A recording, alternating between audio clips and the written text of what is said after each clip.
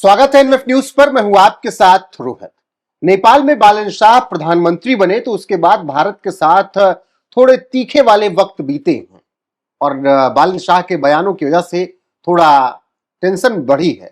लेकिन फिर विदेश मंत्री का भारत आना, इसके अलावा रवि लामिछाने का भारत आना, इन चीजों ने थोड़ा व्यवस्थित की हैं चीजें।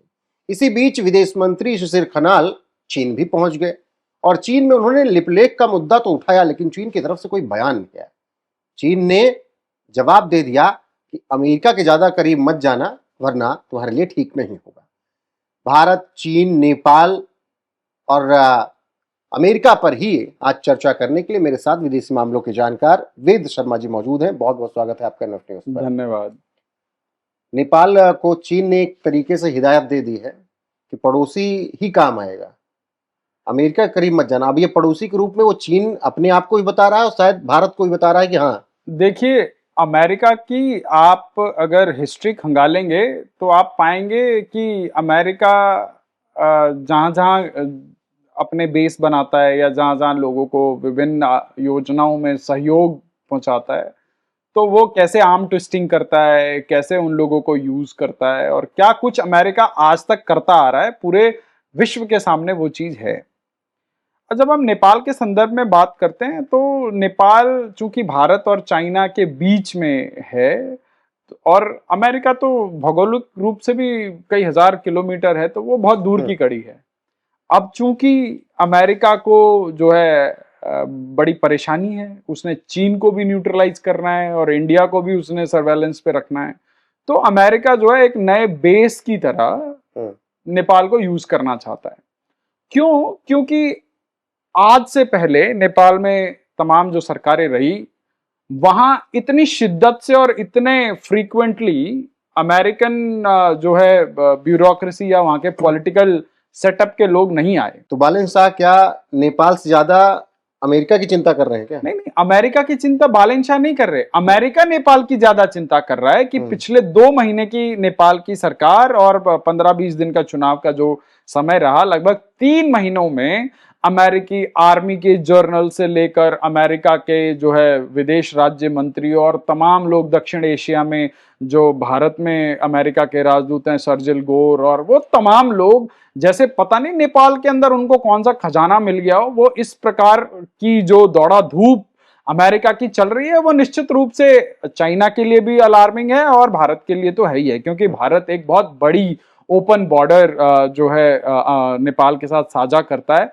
और भारत के लिए चिंता का विषय यूं भी है क्योंकि जो भारत के नॉर्थ ईस्ट में अभी कुछ डिस्टर्बेंस क्रिएट हुई और उसमें जो कुछ अमेरिकी नागरिक और अमेरिका इंटेलिजेंस के लोग गिरफ्तार हुए हैं, वो अभी एनआईए की गिरफ्त में हैं, उनके ऊपर जांच चल रही है और अमेरिका की जो गर्दन है वो अभी फंसी हुई है इन सभी मामलों में।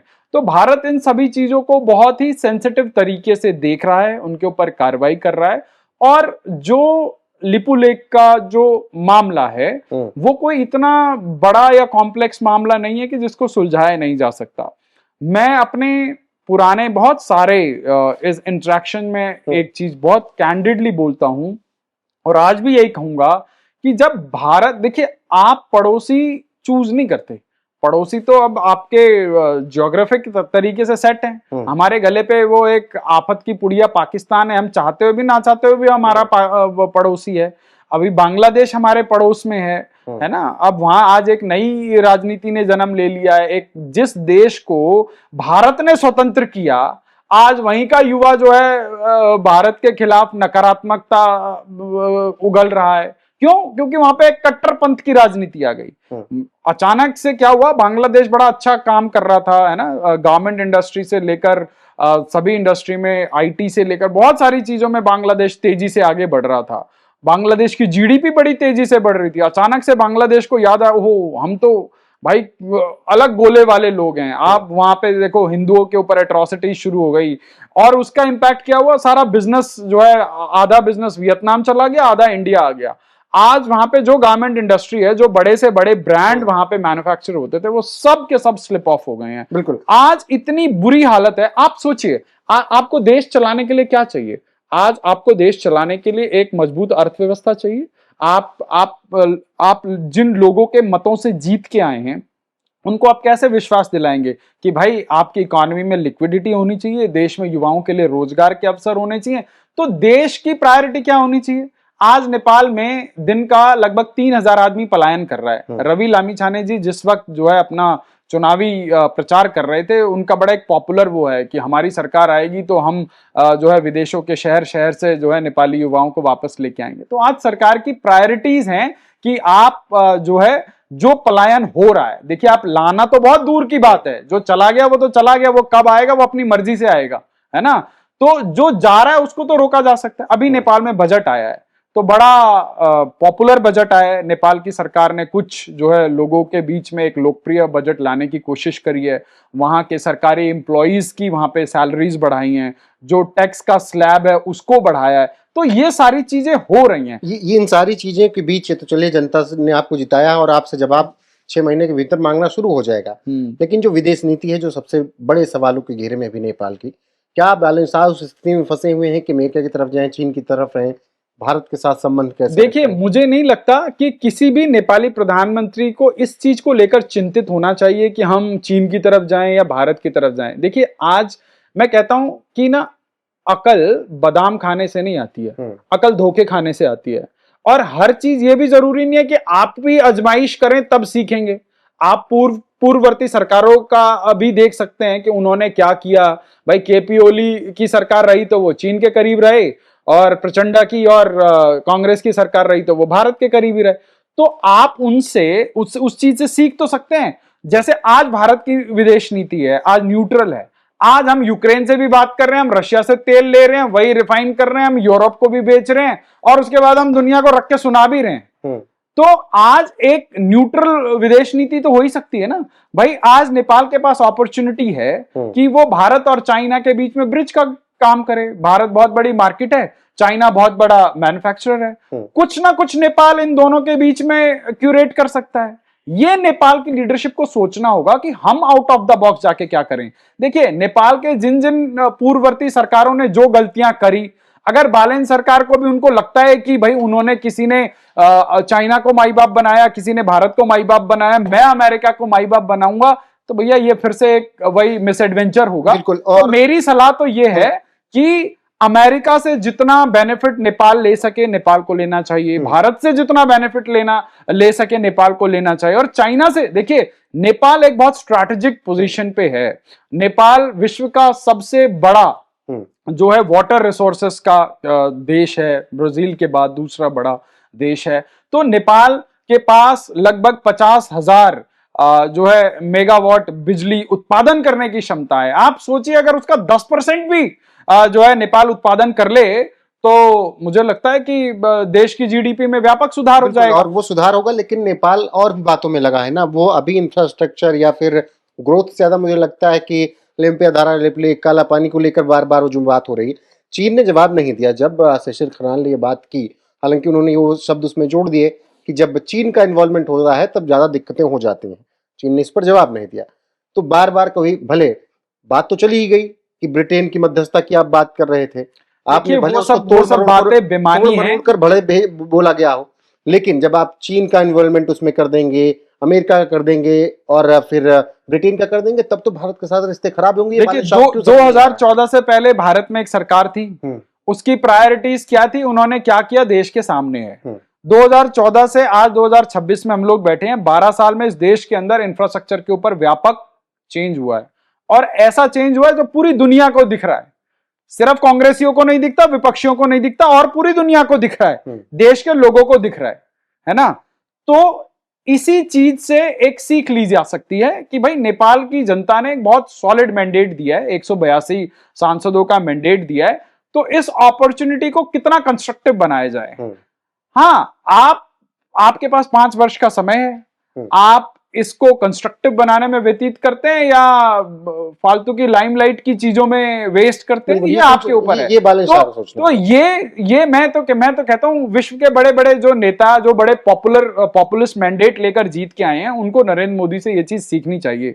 नरेंद्र मोदी की लोकप्रियता हर साल हर चुनाव में बढ़ रही है। कैसे बढ़ रही है? बिकॉज वो काम करके लोगों को दिखा रहे हैं और ऐसे ऐसे काम करके दिखा रहे हैं जो पिछले 25-25 30-30 सालों से अटके हुए थे, वो आज नरेंद्र मोदी के नेतृत्व में पूरे हो रहे हैं। आप सोचिए, इस देश में 14 से पहले सिर्फ जो है राजधानी और शताब्दी हुआ करती थी। आज इस देश में इतना बड़ा रेलवे में व्यापक परिवर्तन हो रहा है, लगभग 95% रेलवे इलेक्ट्रिफिकेशन हो चुका है। आप सोचिए, अगर आज हम 50% डीजल लोकोमोटिव पे होते और ये सिचुएशन होती तो आज देश में अफरा तफरी का माहौल होता। और वही मैं कह रहा हूं कि जब तो ये सारी चीजें नेपाल के नेतृत्व को, नेपाल के प्रधानमंत्री को जो है सीखनी पड़ेंगी, क्योंकि वो उनको एक बहुत छोटा सा एक्सपीरियंस है, एक महानगर का एक्सपीरियंस है, और वो युवा हैं, ऊर्जावान हैं, और वो देश बनाने की बात करते हैं। तो देश बनाने के लिए आपको ऊर्जा, देखिए, जिस विषय पे टच करके फायदा ना हो या जिस विषय को इंस्टेंट जो है मटेरियलाइज नहीं किया जा सकता, निश्चित रूप से बॉर्डर के इशू हैं, पड़ोसी हैं, सबके साथ होते हैं। हमारा बांग्लादेश के साथ बॉर्डर इशू था, हमने बैठ के सल्टाया, सट्टा पट्टा किया ना, बांग्लादेश को ज्यादा जमीन दी, उससे कम लेके हमने सल्टाया। तो नेपाल के साथ असंभव कुछ भी नहीं है, नेपाल के साथ तो हमारे बहुत आत्मीय संबंध है, और ये बैठकर ही सुलझे। और अगर इस चीज को कोई भी देश अगर उसको ये सोचे कि जी मैं स्टंट का मैटर बना लूं, राजनीति का मैटर बना लूं, इससे मुझे कोई फायदा हो जाए, तो ये केपी ओली ने करके देख लिया। केपी ओली को क्या मिला? कुछ भी नहीं मिला। तो हमें आज की तारीख में किसी भी देश को, आज देखिए नरेंद्र मोदी जिस भी देश में जा रहे हैं, अब लोगों को बड़ा लगता होगा कि भाई नरेंद्र मोदी छोटे छोटे देश में क्यों जा रहे हैं, स्लोवाकिया क्यों जा रहे हैं, अभी पिछली यात्रा में वो ऐसे ही किसी छोटे देश के पास गए थे। तो उनको पता है देश को कल चलाने के लिए क्या चाहिए, रेयर अर्थ मटीरियल चाहिए। रेयर अर्थ किसके पास है, या उनको प्रोसेस करने की टेक्नोलॉजी किसके पास है, तो वो ऐसे ऐसे कंट्रीज के साथ रिलेशन बना रहे हैं। आप सोचिए, टर्की ने हमें आंखें दिखाई, टर्की ने जो है पाकिस्तान को लड़ने के लिए ऑपरेशन सिंदूर के वक्त ड्रोन दिए, ड्रोन चलाने के जो है टेक्नीशियन दिए। तो भारत ने क्या किया, जिस जिस देश के साथ उसके संबंध बिगड़े थे, आज जो है उसके साथ ब्रह्मोस मिसाइल का सौदा हो रहा है, ग्रीस के साथ सौदा हो रहा है ब्रह्मोस मिसाइल का। तो जब भारत काम कैसे करता है, भारत बहुत हल्ला बिना मचाए काम करता है। और अगर हल्ला आप मचाएंगे भारत के खिलाफ, तो ये समझना होगा कि बालन शाह को कि उनके लिए समस्याएं नहीं, मुझे नहीं लगता कि बालन शाह भारत के खिलाफ हैं या किसी के भी खिलाफ हैं। देखिए, अभी उनको प्रधानमंत्री कार्यालय संभाले हुए बमुश्किल 2 महीना हुआ है, इतना जल्दी उनको जज कर देना जो है, हाँ, उनके अंदर एक एंथुसियाज्म है, एक ऊर्जा है, वो कुछ करना चाहते हैं। देखिए, नेपाल के अंदर कानून पहले से ही थे, बालन शाह सिर्फ उसको इंप्लीमेंट करने की कोशिश कर रहे हैं। जैसे विवाद क्या आया कि भैया 100 रुपए से ऊपर का जो सामान है वो व्यापारियों के लिए है। हाँ, अब उसकी लैंग्वेज कैसे होगी, उसका अगर आपका अपनी सो कॉल्ड पीआर टीम के ऊपर कंट्रोल नहीं होगा तो ऐसे ही बातें बिगड़ेंगी। जैसे एक विषय आया कि भैया 30 दिन से ऊपर भारतीय अरे भाई, कोई भी पर्यटक आके 30 दिन काहे को रहेगा? पहले भी वही तो नियम क्या था कि जो भारतीय नंबर प्लेट की गाड़ियां हैं वो 29 दिन तक के लिए उनको मिलता है, फिर उसके बाद आप दोबारा उधर जाकर रिन्यू करा सकते हैं। पर उसको ट्विस्ट करके कैसे दिखाया कि भाई भारतीय पर्यटकों को जो है 30 दिन से ज्यादा रहने नहीं दिया जाएगा। मतलब ये उन्हीं के समर्थक मीडिया वालों ने इस चीज को ट्विस्ट करके दिखाया, फिर उसी चीज को यहां की मीडिया ने हाथों हाथ लिया। तो क्या होता है, और किसी ने खंडन भी नहीं किया उसका। सबसे बड़ी बात तो ये तो साइलेंट एक्नॉलेजमेंट हो गया कि हाँ भैया, हाँ ऐसा कुछ है। तो ये सारी चीजें, ये सब थोड़ी थोड़ी चीजें हैं जो अभी नेपाल सरकार को, बालन शाह को, उनके मंत्रियों को, उनकी टीम को समझना होगा कि अगर कुछ चीज हो रहा है तो उस पर आकर सफाई भी देनी होती है। और पहले देश अगर सुधारेंगे तो फिर विदेश नीति वैसे भी बेहतर हो जाएगी। पहले खुद में मजबूत होइए, फिर 4 लोग आपके सामने खड़े होंगे।